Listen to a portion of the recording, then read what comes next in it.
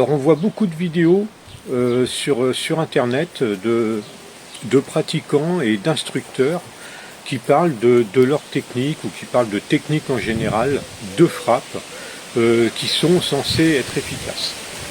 Donc on en entend beaucoup parler sur par exemple les frappes à la gorge, sur les pics dans les yeux, sur les crochets dans l'angle du menton, les frappes aux parties génitales, etc., etc., etc. Donc c'est bien gentil de dire oui, tu frappes au menton, tu vas le sécher, tu frappes aux parties génitales, il va être séché, tu le frappes à la gorge, le combat il est fini. Mais ça en fait c'est que du blabla. Ça c'est du baratin. Une technique efficace, c'est pas juste une façon de frapper. Pour qu'une technique soit efficace, eh bien il y a plein de paramètres qui rentrent en compte et des paramètres qui sont importants. Et on peut en citer quelques-uns.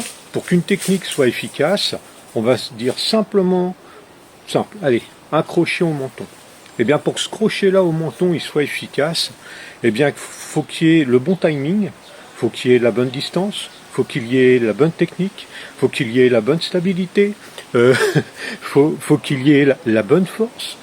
En fait, il y a plein de paramètres qui vont être là, la bonne distance, plein de paramètres que l'on peut ajouter à cette simple technique pour qu'elle soit efficace.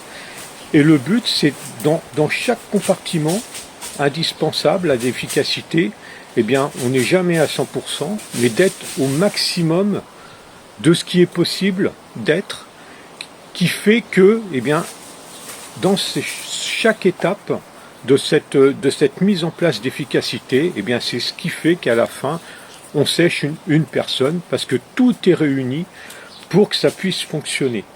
Dire que simplement t'appuies ici, là, tu fais de l'acupuncture, t'appuies là, c'est efficace, eh bien c'est pas si simple que ça, et c'est valable pour toutes les techniques.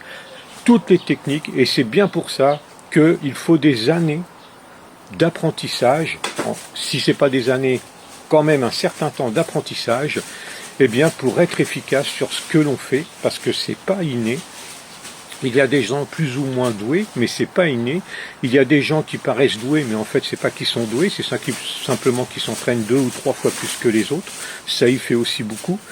Et donc voilà, c'est ce que je voulais préciser quand même sur tout ce qu'on entend en blabla sur les techniques, comme si c'était miraculeux de faire ça.